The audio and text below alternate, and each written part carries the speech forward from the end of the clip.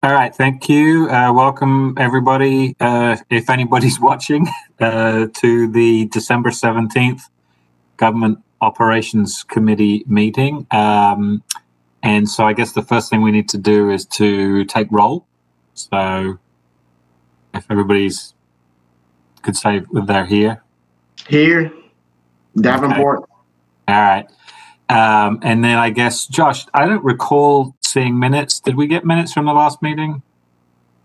Yes, Cynthia sent them along with the agenda here. So if you search Cynthia Lambright in your email, it'll pop up. I can forward it to y'all too. Okay, that's fine. Okay, I must have read them when they first came out and have forgotten about it. It's been kind of a long month. So did anybody have any corrections to the minutes that they wanted to, any additions or corrections or changes they wanted to make?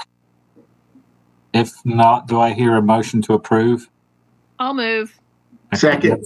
All right, so we have a motion to approve from Melissa and a second from Patrick. If there's no further discussion, everybody in favor, please say aye. Aye. Anybody opposed? Okay, so minutes are approved. So basically, what we have on our agenda for today is just one item. Josh is going to start or has started to share his screen. So we are going to talk a little bit about the issues to do with animal control. And so the mayor had asked the committee to take a look at the animal control section of our ordinances. Obviously, there have been some changes in the we now have a department, and also changes in the, I guess, legal environment, perhaps with some changes in state law. And so what I had anticipated that we were going to do today, and we have Crystal, who's our new director here, who provided us with a memo outlining some of the things that they are thinking about. What I thought we'd do today is just to have a kind of a high level, the 50,000 foot look at this to provide an opportunity that when the new year starts, that you all could, have a place to start in terms of kind of delving into this. So with that, I will turn it over to Josh. Good evening. Good to be here and glad to celebrate Commissioner Harrod's last meeting with us. We appreciate all you've done as GOC chair. And because of your efficiency, we only have one item to discuss tonight. So y'all will be seeing two items coming to the mayor and commission over the next couple months from our last meeting that y'all approved to move forward. So that leaves us, as Commissioner Harrod shared, with beginning the review of the animal control ordinance. And so our director, our animal services director, Crystal Barber, is here, and she has worked with a team of stakeholders, community stakeholders, to develop some recommendations. But on y'all's guidance, she developed a memo to outline the broad issues, and she's going to go through those issues tonight, kind of introduce y'all to those issues. So walk you through the memo. And then we'll point you to where in the ordinance those issues are kind of staff has tried to address those with some potential ideas. And so we're going to see how many of those we can go through tonight in our hour together. But please stop us if you want to go a different direction, if you have other questions. Attorney Hines was a member of that team as well, so we'll be relying on her tonight as well. So, Crystal, with that, I'll hand it off to you. Good evening. Can you guys all hear me okay? Mm-hmm. Yeah. All right. So I'm going to share. Let's see if I can share.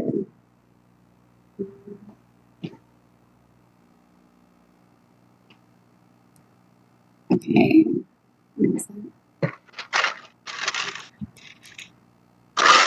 I apologize. I'm trying to figure out how to share my screen on this. It looks different. I don't know if it's because I'm not the host, maybe.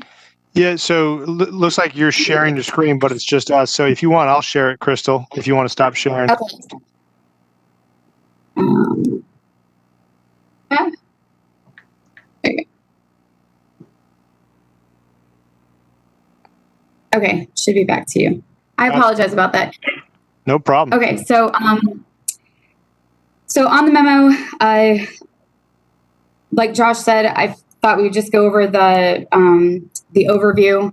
The purpose obviously is to just update the ordinances, make sure that they're in line with the animal laws and state statutes, and then best practices for the county. And then the overview, the first item is going to be a modification to the provisions concerning the feral cats to make that process and program better. Josh, if you go to that top of the second page, the second item is requirements to protect both the health of the dogs and cats being sold and transferred to consumers. The third issue the item is the addition of the dog and cat licensing program and the requirements that go along with that. And then the fourth item is new sections to help complement state laws concerning animal abuse, neglect, and fighting, and also abandonment. And then there's two provisions at the very end, pet lemon law and hoarding and backyard breeding, which the ordinance revision group did not reach a recommendation, but we wanted to present to you as consideration, and we can always draft language at that point. So to move on to the first item, the existing feral cat ordinances, some of the major issues with the ordinance as it is written now are that a number of people are unwilling or unable to get the colony registered. So that provides an issue for the citizens to be able to partake in having a colony. And that's due to landlord-tenant issues. So we have some things to help address that. Also, the unnecessary burden on the rescue group to write the consideration letter. It's really just one rescue group that writes 99.9% of the letters, and that's Cat Zip Alliance. So it's essentially the same person in the same rescue group that's writing that letter. Because she pretty much single-handedly helps all the feral cats in Athens. And then the third issue is just that the program feral cat or colony has complicated enforcement in our cases. So just being able to get that wording corrected, and then also like one of the issues was can one feral cat comprise a colony? So we tried to correct that, and we do feel that the way that we have it now corrects those issues. So the recommendations that were. Crystal, sorry to interrupt you, but could you just provide an example of what this might look like? Some of these, to the GOC, how this might kind of come to fruition. Just an example of how this has come up in operations and how kind of what you've experienced when So you mean as far as the issues go? Mm-hmm. Okay. So there's some landlord-tenant issues. So right now, the registration requires that the landowner or property owner write a letter saying that they can have, they can feed feral cats and have the colony. The issue is some people rent places that the property owner, is a corporation or a person out of state that's not even there. So they're never going to be able to get a letter. They're still feeding those cats. They're still taking care of them. This would be able to give them the ability to still get them, TNR'd, which is the trap, neuter, release, so that they're fixed, rabies vaccinated, and, taken back to the home. But it doesn't make them the responsible owner. It's just they end up being the caregiver. The other issue is, like I was saying, Kelly from Cat Zip Alliance is really the only person that does the rescue documentation for us, the letter that they have to provide from a rescue saying that they have support from a rescue. Kelly's really the only one that ever does that because she's the only one that's out there doing that. So I don't really need that step as animal services because I know who to go to if there's an issue. Usually we just contact Kelly and we'll take care of it.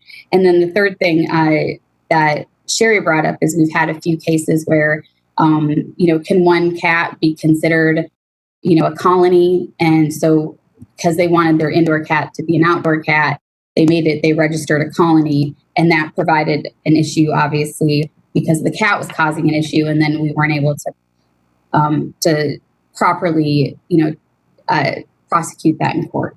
So those were the major issues that we have with the current ordinance. Could I just step in for a second? Yeah. So, I was on the commission when we dealt with feral cats, and Melissa, I think this is a little bit before your time. Is that right? A little bit. Yeah. So, and so some of just to give a little bit of background, back then there were more people that were taking care of colonies than perhaps there are now, which I guess in one sense is a mark of the success of the TNR program. But the issue with registering the colonies, as I recall, and I'm trying to go back 10 years now in the depths of my brain, but it had to do with, at that time, the legal advice that we had received was that without some formal form of registration, somebody that was feeding feral or wild cats that are members of colonies could be charged with pet abandonment. And so that the registering of the colony was a legal protection to protect people who were taking care of cats, but without that legal protection could have been charged with habitual abandonment of those animals. And I don't know, Sherry, if you want to weigh in on that or not, but that's my recollection of why that got written in that particular way. Sure. I wasn't familiar with that, although that doesn't surprise me that concern exists, because I think that's the goal, is to make it possible for people to manage these colonies. I think the intent of the new ordinances is still to provide that protection, but just not through a registration requirement. And so there's still a way to be identified as a feral colony cat caretaker, essentially, but that it just doesn't require that registration element. I think I'd have to try to research that to see if there's something else, but I'm not aware of anything that says they have to be registered, since we'd have an ordinance that would define a colony caretaker as someone who is outside of the ordinance requirements. Abandonment is a state law, but I can't see a police officer charging someone who's, otherwise lawfully caring for a feral cat colony with abandonment. But we could certainly research that. Well, like I said, I'm just remembering why it was written that way, and I don't want to create additional burdens on people, but at the same time, if people are doing what I would consider to be a community service, I don't want them to be opened up to prosecution, should they run across the wrong police officer or the wrong animal control officer who's having a bad day and decides to write them a ticket. Patrick, did you want to say something? Yes. So when you say registration, is the registration going to pet data, or is it going to animal services? And is there a fee associated with that? Or did I miss that? So currently there's no fee. In the new ordinance the new wording that we're asking for, the registration process would still be there. It would just be voluntary. And then if they wanted to go ahead and register, then we would have their information, and we would also be able to, contact them at first. If a lost cat came in with an ear tip, we would have their information so we could contact them. They would also be eligible for the voucher through animal services to get those animals altered, spayed and neutered, so that they can be released back onto that property. So they would just, if they register, then they get those perks, if you will, for sharing their information so that we have them on file. If they don't register, then if their cat came into the facility, they would have to pay the reclaim fees. If they're a registered colony, then they would get those feral cats back at no cost. to them as part of the registration. And there is no registration now or in the proposed ordinance. There's no cost. And it's done, and I'm sorry I didn't answer the other part. It is done at Animal Services. So. Andy, I got a question if I could. Sure, go ahead, Tim. Okay. Yeah, I think I'm just trying to wrap my head around the impediments. I think so. So right now, if we move this registration, the idea is that more people are going to opt into the TNR program. That's basically. Do we see by removing that registration, people possibly taking advantage of the TNR program for their cats to get that voucher program and kind of like basically turning a situation where nobody's paying? They're just using our program to like neuter their cats for free. Well, so they would still have to voluntarily register in order to do the voucher. They just wouldn't have to provide the landlord or landowner component. So I wouldn't need a letter. Like right now, we need a letter from the landowner, and then we need a letter from the rescue group saying that they're a colony caregiver. We wouldn't require those documents. We would just get their information, see how many cats they had in their colony, approximately how many need to be registered or need to be altered, and then they could get vouchers from us for sharing that information and being registered with us. I have a question regarding Sure. the effectiveness of the program. If I recall, part of the reason the program was implemented was in the hopes of getting all these cats neutered so you wouldn't have this constantly increasing population.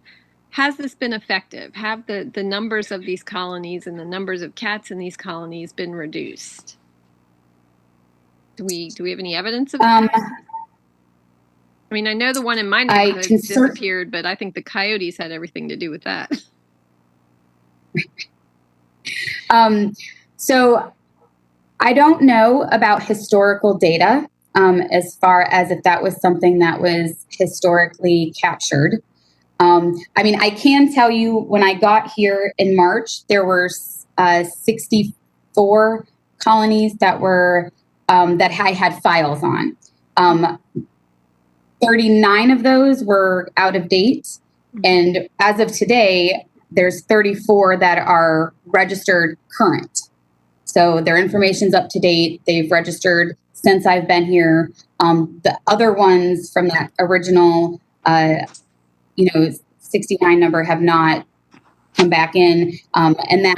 And that number, the 34, actually includes a couple new ones. So, so I will say that we definitely do have registered colonies, and they do absolutely take advantage of our voucher program. We had, when I got here, we had set aside $1,000, and that $1,000 from this fiscal year is almost depleted. So they are definitely taking advantage. I don't think any way of getting historical data, but I can certainly do some research and see if I can find that out. Okay. I'd just be interested to see how effective this program's been. The Humane Society was the one that was doing the spays and neuters, so I may be able to pull some information for you from them on how many were done. If I'm following this correctly, like the idea is that it has been limited in effectiveness, correct? And that's why these changes are being, because it hasn't been as effective as it could be. And I think now I read through the memo earlier, and I think now I realize I read something. So currently, right now, the voluntary changing this to voluntary. What currently right now, if you are caring for a feral cat colony, and you have not registered as one of the caregivers for this, that is technically illegal? Yeah. Yeah, well, you can't have outdoor cats. Or I'm sorry, Sherry, I'll let you answer that. Yeah, no, I was going to say that's the answer, right? That if you haven't registered that you're just caring for outdoor cats, and that's a violation of the requirement to keep animals under control. Okay, and so what we're talking about here is moving that and basically saying it is no longer illegal to care for them, and that we're incentivizing registration without as many hindrances, so that more people do actually get into the TNR program and still care for the cats. I'm following that correctly? All right. Yes, thank you. Yes, that was very well articulated.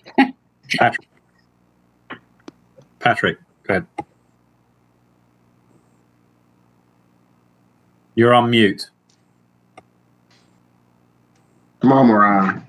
Okay, I lost my train of thought. So, what constitutes a feral cat colony? Like, how many cats? And are there any current citations for not registering and or just feeding random stray cats? So, if you don't have a colony registered, like Sherry was saying, that technically is a violation of the ordinance.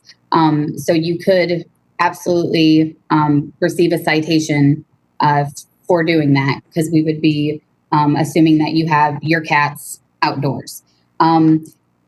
With the definition, I don't believe we came to a number because there can be some colonies that are small. So there's not really a number that we put on that. It would just be, usually the word, colony would be more than one, but there would not be a designated number. Yeah, because my neighbor, she is, I love her to death, but I know somebody, excuse me, I did not say my neighbor. I just know somebody who has, she started with white cat. I stripped that from the record, but she started with one cat. Now there's 3 more, and she's doing a good job of taking care of them. But I'm just trying to throw scenarios out there. No, and we absolutely understand that, and there would still be protections for the citizen who maybe might not be a fan of having cats outside. If they have a nuisance cat, they would still be able to trap it and bring it into animal services. And at that point, if the caregiver, either wasn't able to come get it or didn't want to come get it or didn't want to come get it and bring it back, that's where, as the, shelter director, we could get in contact with, a rescue, or maybe Kelly, to see if we can, from Cat Zip Alliance, to see about getting it to a different place or part of the barn program. Sherry, go ahead. Go ahead, Sherry. Thank you. I just wanted to point out one other legal issue that might illustrate part of what we were trying to achieve. And I know that I'm still struggling with this, but we're trying to get away from the word feral and talk about community cats. And part of the reason is that, we struggled so hard in court to try to define what feral is, right? Because you can imagine a cat that has been part of a colony for, say, the last 5 years, and he now has become adjusted to his caretaker and maybe actually be fairly friendly to his caretaker, but would eat or run away with or bite, anybody else. And so is that then a feral cat, or is it now no longer a feral cat? And so what we're instead doing to try to get away from this issue is to focus on unowned community cats, so that, when the animal shows up and it doesn't have an owner, that it can be taken care of regardless of how aggressive it may or may not be. And obviously we hope, if it's a friendly cat, that they'll bring it to the shelter and that maybe we can find a home for it. But we didn't really want to keep having legal battles over whether a cat is feral or not. But we also wanted to avoid the situation, which we've had, where if someone goes and adopts a cat and then says, oh, I want this cat to be outside, so I'm going to have its ear tipped and say it's feral. And we didn't really have a lot of leeway under the previous, or the current ordinance, I should say, to say, no, that's your cat. So anyways, that's part of what we're trying to achieve here, is to delineate unowned versus owned. Well, and just again, to put it into context, I think the reason that we dealt with this a decade or so ago was we were having lots of issues with cat colonies that were popping up in various parts of the community, and they were just simply, because they were not fixed, they were simply, generating more and more kittens, and it was just becoming a bigger and a bigger problem. And then as the memo says, I mean, there are then health and safety issues, not just for the animals, but also for humans. And so the TNR program and the restrictions that were, or the context within which it was imagined to operate, largely had to do with trying to encourage management of these colonies and people to get animals fixed so that eventually the size of the colonies would diminish, and they would almost, in a sense, kind of die out, as a result of natural causes. Because, cats are territorial creatures, and so the concern was if you just simply round them up and take them off to be euthanized, not only would a significant proportion of the county not be very happy about that, but then it just simply opens up free space for other cats to move into. And so this TNR program was seen, as a way of trying to address both of those issues simultaneously. And Crystal knows much more about cat psychology than I do, but that's kind of what I recall the behavioralists were telling us at the time. And if I can make one more point, Professor Lisa Milet from UGA Law, who was one of the people who was helping us, she just was kind enough to text me and remind me that abandonment is actually, the state statute is only related to dogs. So we also don't have to worry about that argument because there is no state law against abandoning cats, which is kind of showing a lack of foresight. But nevertheless, it doesn't exist. So I apologize for forgetting that. So Crystal and Sherry, do you want me to put the Redline version of the ordinance up again for you to speak to anything, or are you all ready to move to the next item? Well, I was just going to let the commissioners know where in the ordinance they could find items that addressed the cat, the community cat section. On the first page, the definition caretaker. I know it's really messy there on the first page, but essentially we're going to define caretaker. And then also down a few on that first page, the community cat definition would also go along with this section. And then Josh has up on the screen, which is where it starts, section 4126 on page 20. And it would go through to 4130, which ends on 22. So all of those items in between that 26 and that 30 would all be in connection with the community cats. And the duty of the caretakers and the provisions, the community or the caretakers would be exempt from a lot of the issues, which I know some of the commissioners had voiced concerns about, being held responsible for things that an owner would. So we outlined that in those sections. Great. I just want to say thanks to you and the team for highlighting in yellow all the changes that tied in the memo. That was very helpful. And we know this is a very long document, 30 pages. So, moving forward, we wanted to make this as easy for y'all to work through, and the team of external stakeholders and Crystal did a great job. So I'll stop sharing here. Okay. Did anybody have any more questions about that particular issue? I guess the only thing I had, and Andy, you already touched on a little bit, but you're the only one here. I mean, I was at some of those meetings where y'all discussed this before, and it was a bit of a cat circus.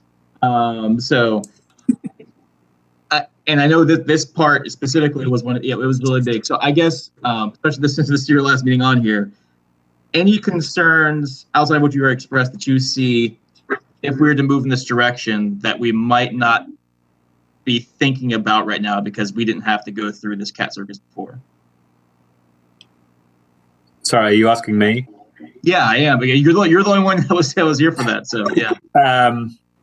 I mean, the people are very passionate about their animals. So that they're, whatever you do, you're going to get a lot of comment about it. I mean, I think as long as as long as the attorney is comfortable with the, removing the requirement to have them registered, I'm fine with that. As I say, I'm just recalling back to why it got written that way in the first place, and maybe the legal advice we got back then was overcautious. I don't know if the state law has changed in the interim, but I just remember that there was an issue, that there was a concern about protecting people who were trying to do the right thing from possibly being prosecuted for serial abandonment, because they would show up to the colony, they would feed the cats one day, and then they would disappear. So as long as that doesn't seem to be a legal concern from our attorney's office, then I think the changes, make sense. And you're going to get into, or we're going to get into some other issues here as well. I mean, the other issue that was very passionate, well, I guess there were two things. One was about tethering. And there were some people that came down and said, you can't tell me what to do with my dog, blah, blah, blah. And the other had to do with the use of electronic fences, which I personally don't think are effective. But we got a lot of pushback from some of the electronic fence installation people. And so that's why the ordinance ended up requiring only, I think, an electronic fence for controlling an animal on your private property, a dog, as opposed to what I would consider to be a proper fence. So that was quite contentious as well. Okay, cool. Thank you.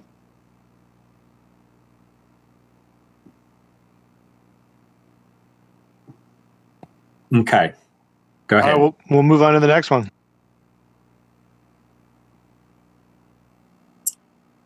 All right, so the next one is new protections for the health of dogs and cats. And again, the issue being addressed is this new ordinance would aim to help protect the health of animals in the community, and people from purchasing sick animals as well. Under current law, puppies and kittens may be transferred separate from their mothers at any age. So one of the things that our ordinance language is asking for is a specific age. And then also parasites can be transferred from people or pets, and other fatal diseases like parvovirus and panleukopenia. So this new protection would help us prevent some of those issues. How it would work would be in the ordinance, there would be a set minimum age and veterinary care requirement before dogs or cats could be advertised for sale or transferred. Some of these are minimum of 8 weeks for transferring puppies and kittens, which is really what it should be as far as the age goes. Requiring basic vaccines for all dogs and cats being transferred, basic deworming, and a veterinary health certificate for puppies and kittens being transferred, which would be kind of like a health certificate. And then prohibit outdoor sale of domestic animals unless the seller owns the property or has permission. And then record keeping requirements to enable enforcement of state level pet dealer licensing requirements. And then the only item that we didn't come to a 100% recommendation on is whether microchipping should be included in this requirement if we go this route. So we just weren't sure how you would feel about that, because it would be an additional cost. But it is awesome for, being able to give a dog back or a cat back to its correct owner. So do you have any questions before I saw Patrick's hand up. Okay. So Josh, can you put that back on the screen? Okay. So my question is, if I have a dog and she has puppies, I have to be registered to sell those puppies? So you wouldn't have to be registered, but you'd have to a license, excuse me. You'd have to get the puppies a certified veterinary certificate before they could be sold. And then, and Sherry, you can correct me if I speak incorrectly, but the GDA allows 1 litter per year. But if it's a second litter, then that litter would have to be registered, and then you'd have to be registered at that point as a pet dealer license and follow those requirements. That's correct.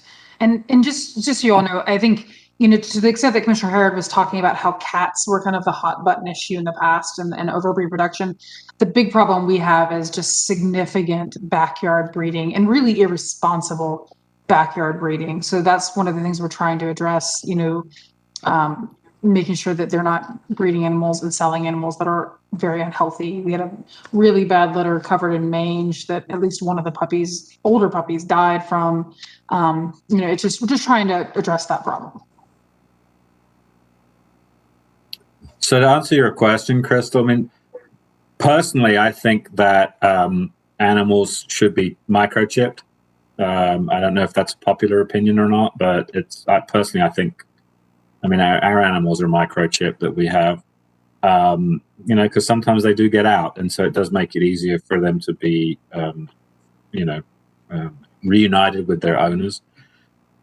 Obviously, there's an expense that goes along with that. But I think if you're a responsible pet owner, most responsible pet owners wouldn't have a problem with that. But the problem with a lot of these type of ordinances, of course, we're trying to write legislation for irresponsible pet owners. So that's the problem. The thing about the puppies, as you know, if they're weaned too early, then they can develop all sorts of issues later on. So mouthing, I know, is a particular issue if a dog is separated from its mother too early, that it kind of will do throughout its life. The one concern that I do have, and I'm all about animal welfare, is that if you make the regulations too onerous, the irresponsible people who are breeding dogs in their backyard, if they have a litter that they can't get rid of, they'll simply just kill the litter. So and I don't know how to deal with that. So, but that would be my initial feedback. So Tim, you've got a question. Yeah, I think, and you already starting to go down that road a little bit. I guess I worry that if we make this, the more onerous we make this, and more expensive we potentially make this, the less likely that those problematic folks are actually going to abide by what we're talking about here, and possibly just. And also, I guess it could create the situation of the cost of properly sold animals being more expensive, and possibly, creating even a larger black market for these animals, because it'll be cheaper for them not to get them wormed and not have them microchipped, and to actually, we're possibly incentivizing people to go to those,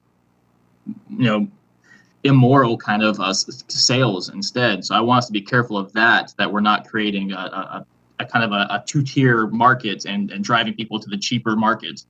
And then I guess the other thing I see with this is how it would be enforced. I would love for us to be able to do this, but I guess it seems like we need people almost like perusing the classifieds and Craigslist and Facebook to kind of actually, making sure these folks are actually doing this. And so, if we have the capacity to do that, fantastic, but I imagine that we don't. And so I worry about the enforcement of this. So I'm in favor of registration and mandatory microchipping, especially in a community like this where, we've got a big transient population. All these high rises downtown, or a lot of them allow pets. So we do have a lot of students who have pets. And, we all know that there is an abandonment issue that happens every summer when they leave town. So I think in this community, regardless of the difficulties, I think that a registration program is important. Well, and just to come back to Tim's issue about the more expensive you make it, the less likely you get some of the problem people to participate.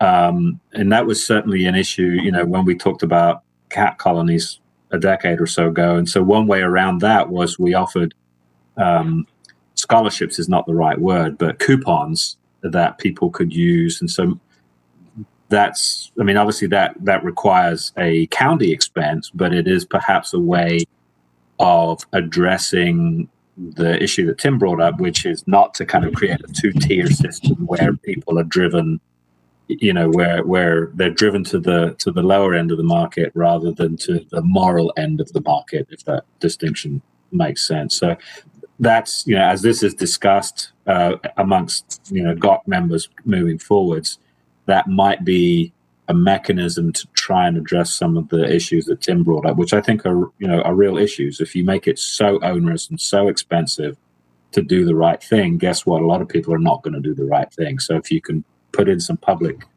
resources to incentivize them to do the right thing, I think that will end up with a better result.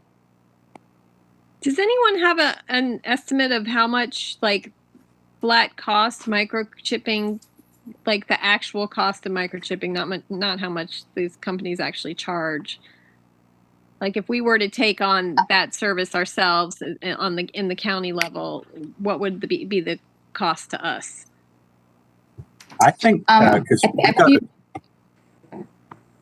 going to say we adopted a dog from animal control, and it already came microchipped, because I believe that's a requirement if you adopt from animal control.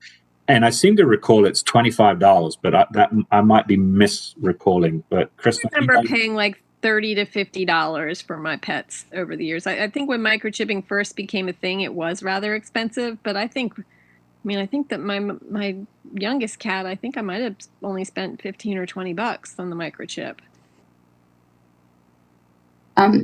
So as far as the cost goes,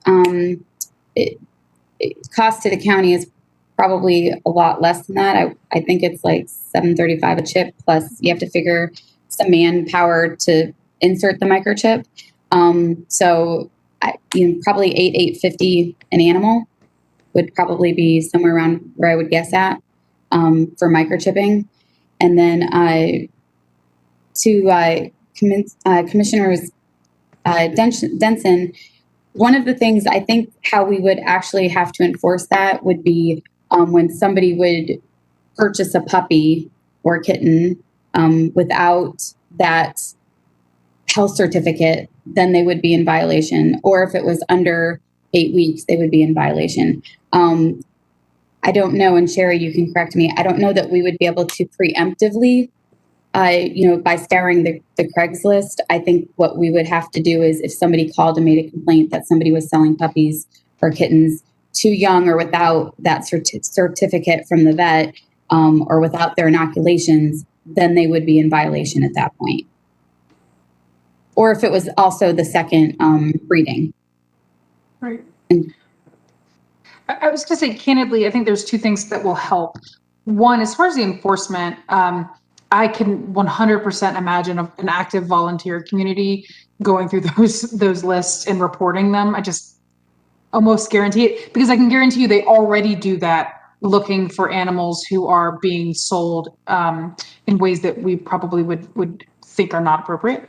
But then the second thing that I wanted to mention is that, and of course my brain is now frying.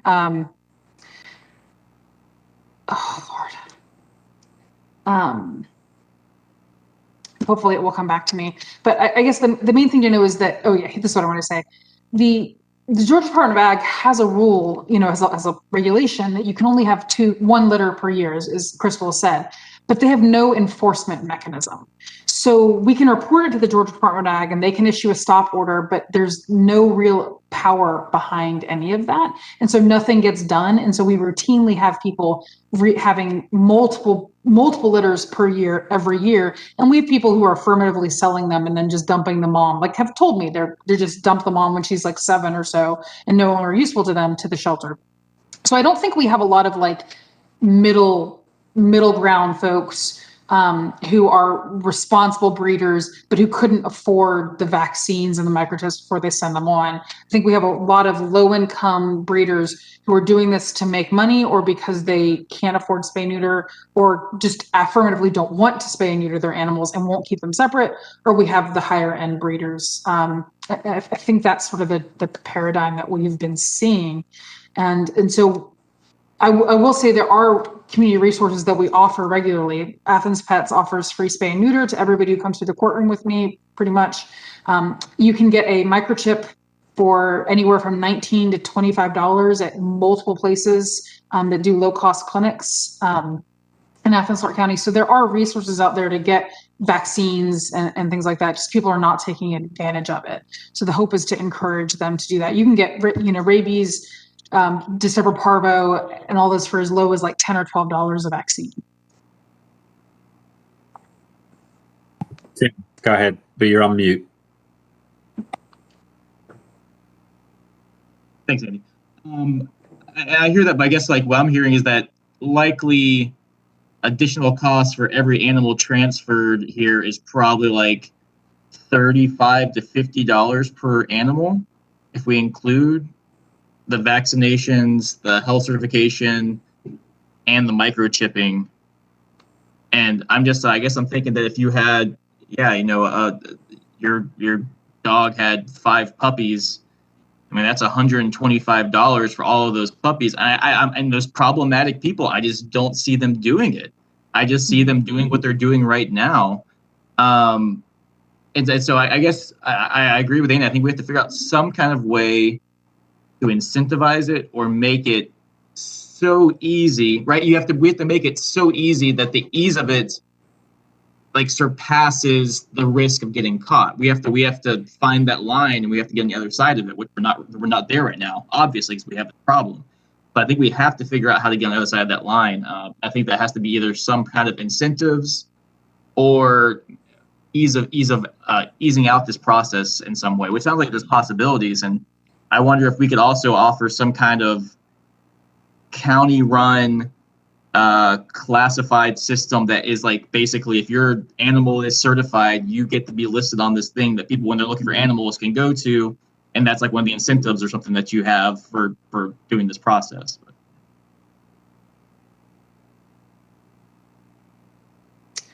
Well, if I could say one thing to that, I think honestly part of the goal is to get people to surrender puppies to the shelter, because part of the problem is that when people are, as you say, trying to do the right thing, what they're doing is they're giving unaltered animals to their friends or selling them, and then that's just tends to continue the reproduction. So at least if they come to the shelter, we can ensure that they're going to be spayed and neutered before they go to a home, and therefore reduce hopefully the pet overpopulation problem. So there is a way for people to do the right thing. It's just it would need to come to the shelter, and then it could go through the foster program. And quite frankly, we just don't really have a lot of problems placing puppies as a general rule. I mean, if people are breeding these dogs to make money to sell them, that nominal cost to do the right thing, I would think would be folded into the sale price of the puppy. And if they're not doing the right thing, if they're not selling them for money, they just are irresponsible and don't fix their dogs and let them have puppies, whenever, then obviously, and then they're better off just turning them over to the shelter, I think. I mean, I'm less worried about that monetary obstacle when we're dealing with folks who are breeding, irresponsibly. And yeah, there are folks who, for whatever reasons can't afford to get their pets fixed or end up adopting a dog that's already pregnant or whatever. And the right thing to do there is to turn them over to the shelter and let the shelter find the right homes for them and ensure that they're cared for and microchipped and spayed and all that before they're given up. Well, and one other thing just to bear in mind as you all kind of discuss this over the coming months. I mean, we're kind of talking right now about animals that are sort of born and bred in the county, but obviously a lot of people move here and they bring their animals with them. So the other thing to bear in mind is, if you have a requirement for microchipping and that kind of stuff, which, I think any good pet owner would do. It's one thing to require puppies that are born here to be microchipped before they're then sold or given away. It's another thing to require somebody bringing their animal from a different county to become resident in Clarke County to then also get that animal microchipped. And that's not an argument for not having a requirement. It's just to say that it substantially increases the spectrum of things that would need to be done.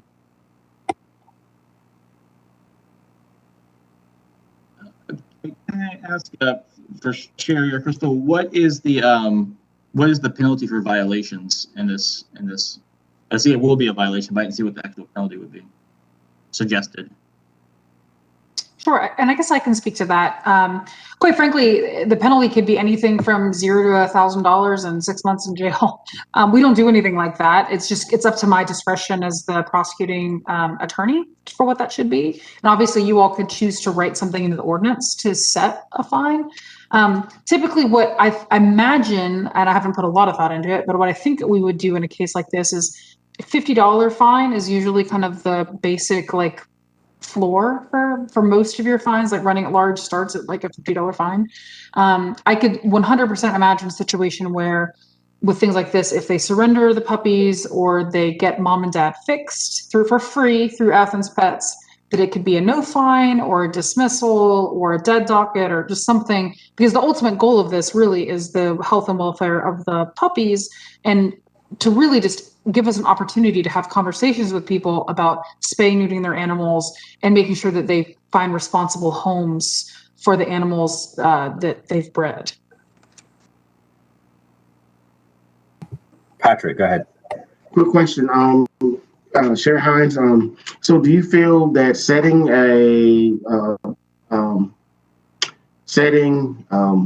I'm sorry, I'm getting sleepy. But do you feel that we set, like we say, if you neglect your animal, we fine you $50 versus just hearing it in court and making that decision there? Do you feel that if we set it in stone, it'll be more people would do the right thing versus not doing the right thing?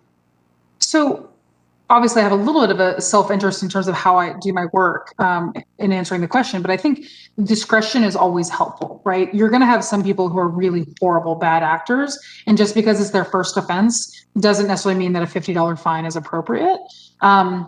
Whereas a lot of people, maybe $50 is actually too much. And so one of the things you'll see later is we're proposing to change the standard fine for menacing a little bit, because it's really limiting in how it plays out. Because one of the things that comes up when you set a mandatory fine per charge, it's that, well, if someone has 8 animals, they have 8 charges, and that's now, $400 that you don't want to necessarily be bound to make someone pay. So the only way to avoid making them pay is to dismiss the charges that you think are lawful and that they should have as a record, not that it goes to their GCIC, but just some sort of record that they admitted they did those things. But you can't do that unless you're willing to make them pay that amount.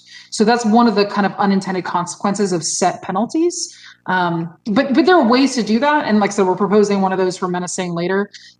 So if that's something you're interested in, we definitely could talk about a set fee structure. And what, if I might, as chair, we're starting to run up against time. So maybe what I wanted out of this meeting was just to have the committee to kind of start to become familiar with some of the 50,000 foot level issues that we're trying to address. And so you could, cogitate on those and get some good questions as you start to move from the 50,000 foot look to the 5 foot look, where it comes to actually, wordsmithing recommendations and that kind of stuff. So maybe Crystal, if you want to move on through the rest of the memo, we can address some of those kind of 50,000 foot level issues in preparation for the committee next year coming back and coming in at a more low altitude level. Sure. So the next item would be the dog and cat licensing program. We don't currently have one. One of the goals is to get animals reunited with their owners. This would absolutely help with that. It would, make a database for all of that information to be in there. We could include microchip information as well.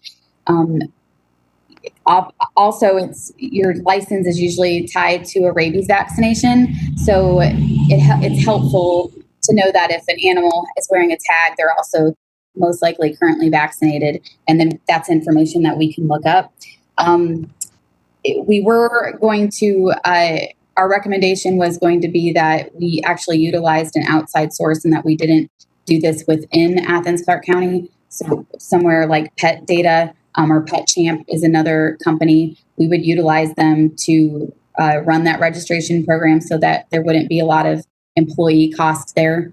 So that's kind of a overview, but dogs and cats 3 months of older would be required to have a license.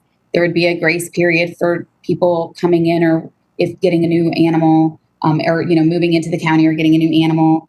And then we would also send out a reminder saying that their vaccine or their license would be due. So that would be helpful in being able to, stay on top of your rabies vaccine, as an owner. And then also we have in there the ability to possibly waive the licensing fee for people that, are on any of those participated programs that would meet those requirements. And then if you want to really quick, just move to the new provisions to prohibit animal abuse, neglect, fighting, and abandonment. Currently, state laws cover the abuse, animal fighting, and abandonment, but a lot of times the charges are not, there's not enough to charge at the state level. And this would really give us the ability to charge when we see things that just don't meet that misdemeanor or felony. And there's still a problem and there's still something that needs to be done, but it's just not going to be state level. So this gives us the ability to be able to, have more tools to enforce or to prosecute those people. Paraphernalia is a big one. A lot of times the police don't get there when there's dog fighting or cockfighting until all of that is already done. The animals are up. They don't see it in the action. Or in action. So then they can't really prosecute. They don't want to move ahead with that. This would give us the ability to charge for paraphernalia at a local level. So that's kind of a really wide-eye view of that. So, and then the Pet Lemon law would specifically require pet breeders to give and dealers to give it like a guarantee on a dog or cat that was sold. And then the hoarding and backyard breeding prevention would be talking about limiting the number of animals per residence based on space and acreage. So that's really the GDA really kind of talked about how counties that have a problem with backyard breeding, that's one of the best ways to prevent it is to have a number cap of animals per acre capita or square footage, however we came up with those terms. So those are the two items that we've talked about that we kind of wanted your input to see if you wanted us to work on further. All right, thank you. Anybody got any questions? I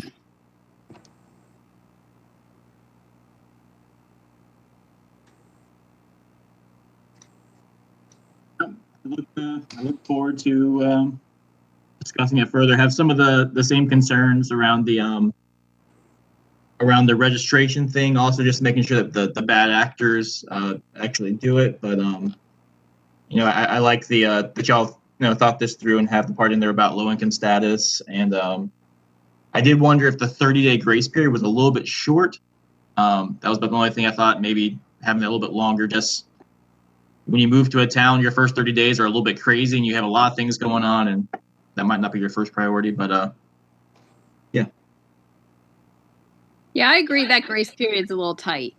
Maybe 60 or 90 days would be more reasonable. Patrick? Yeah, I agree too with the 30 days. I noticed that as well. But also, why I like here. Just the pet limit law. Just to get a little bit of more clarification. Are we just specifically talking about dogs and cats? Because I live in a zone where you can have goats, and I know somebody I know has a lot of goats, and they kind of get a nuisance as well. But well, I have a question. So, I mean, in terms of the registration, when I was growing up in the UK, to have a dog, it was a requirement. You had to have a license, and that goes back, I don't know, to the 19th century sometime.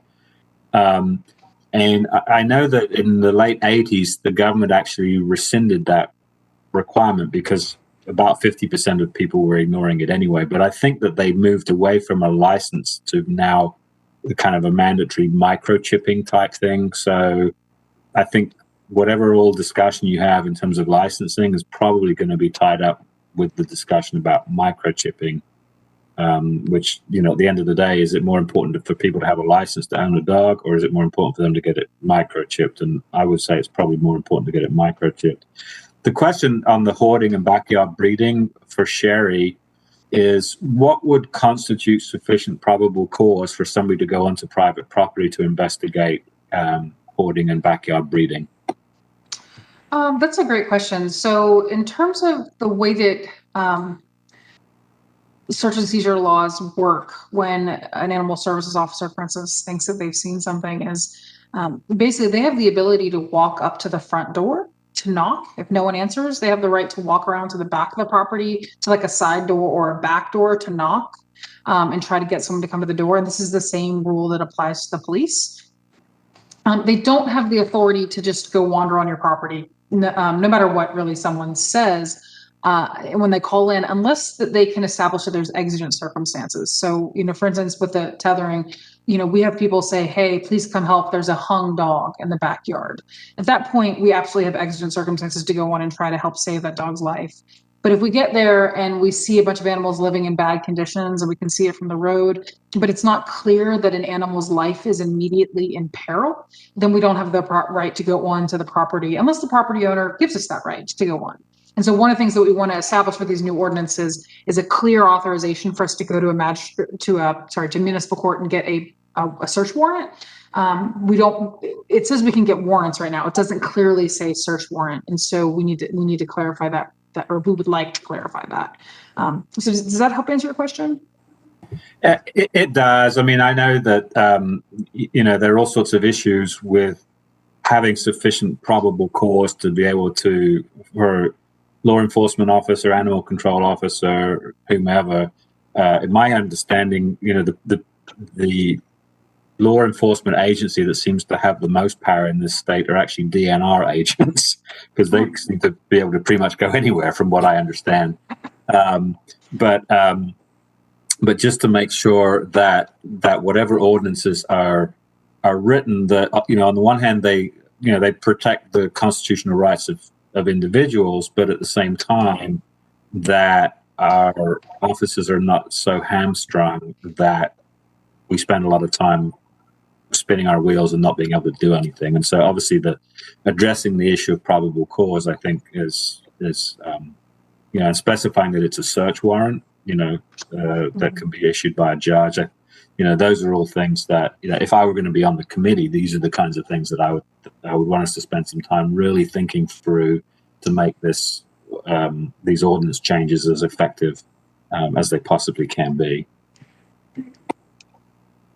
I have something to add, and it's not really for tonight, but as we move forward with this discussion in this ballpark, I'd love for us to consider or talk to that committee and have them come back with some recommendations about incentivizing behavior classes for dogs. There's something, the AKC runs a program called the Good Dog Program, and it's basically a means of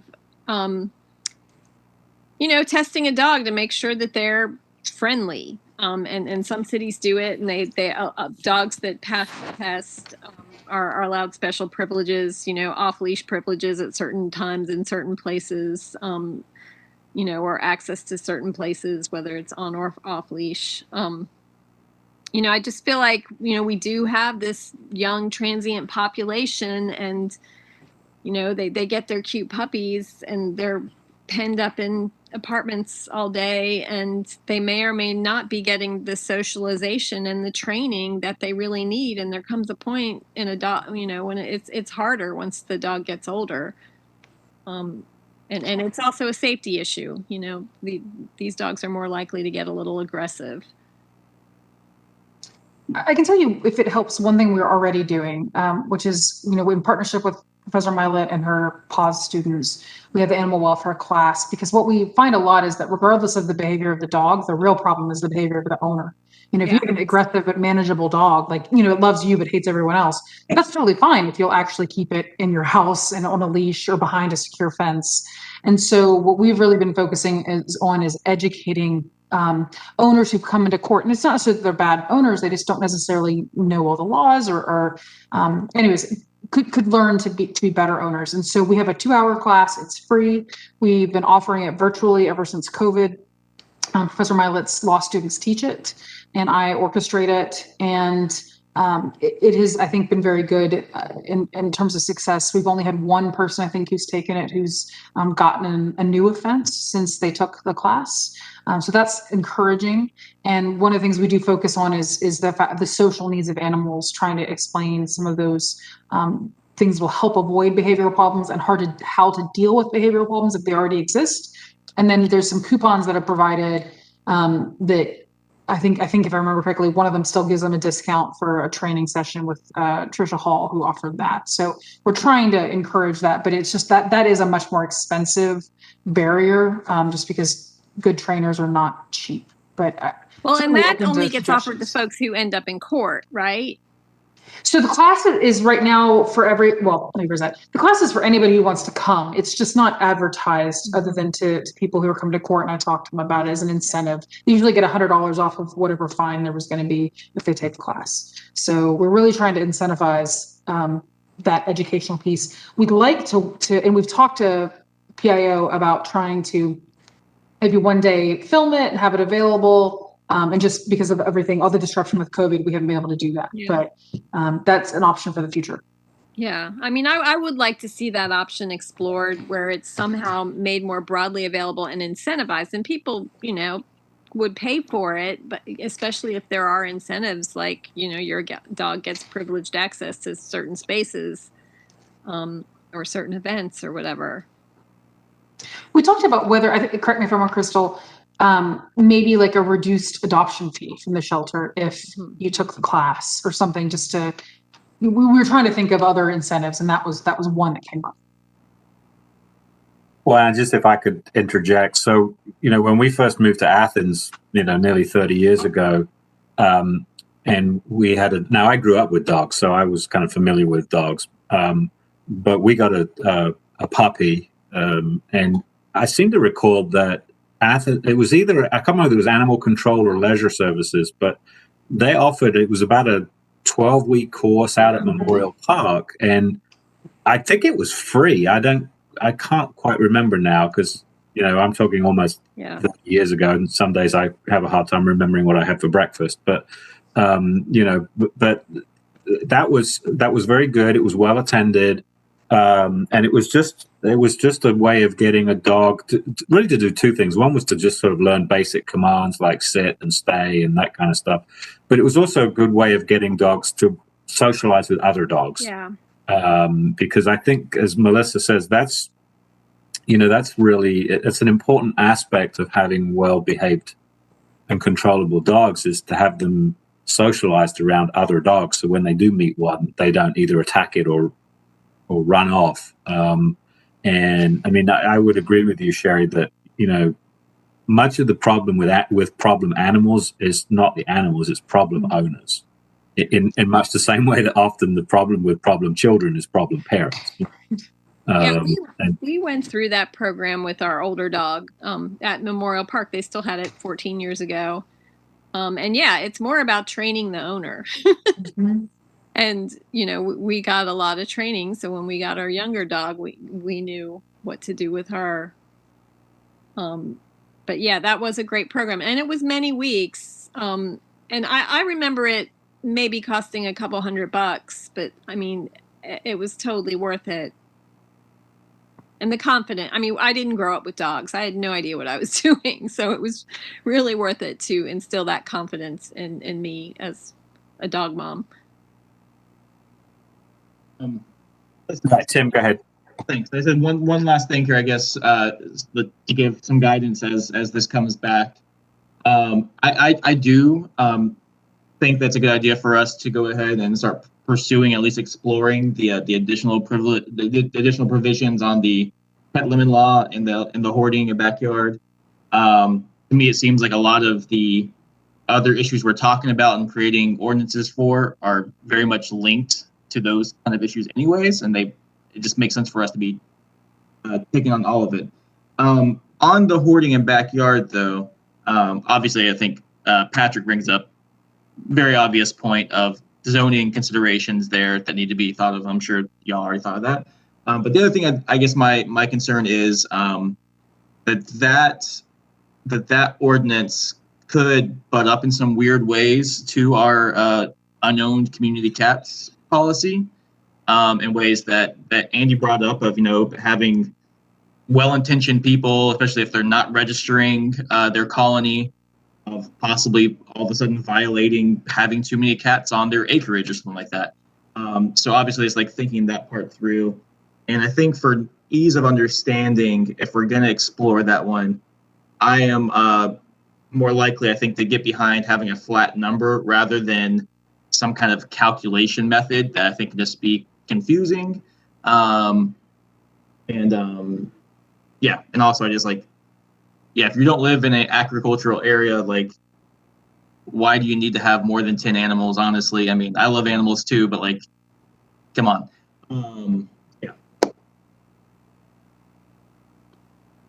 All right, thanks, Tim. So, Patrick, did you have any last issues, last words? I'm gonna miss you. I go out thinking about the animals, man. Melissa, any other questions or thoughts for the? No, I mean, I didn't get a chance to read the ordinance language thoroughly, so I look forward to spending some time over the holiday break doing that and coming back next month and really digging in. Okay. All right. Well, if nobody else has anything they want to add, thanks everybody. I thought that was a good. I love your background, Tim. Excellent choice, my friend. Excellent choice. Nice. But yeah, I think it was a good discussion, and hopefully, it helped Crystal and Sherry and also the committee members to kind of think about some of the high level things. So thanks for your participation. Thanks for your background, Tim. Come back to reclaim the colonies. See, I have a convert. But without further ado, if that's everything there is, then if we can have a motion to adjourn, I'd appreciate it. So moved. All right, a second. All right, all those in favor of adjourning, please say aye. Aye. Aye. All right. See you all later. Bye. Thank you. Bye. Bye. Thanks, Commissioner Herod. Thanks, y'all. Have a good night. Bye-bye.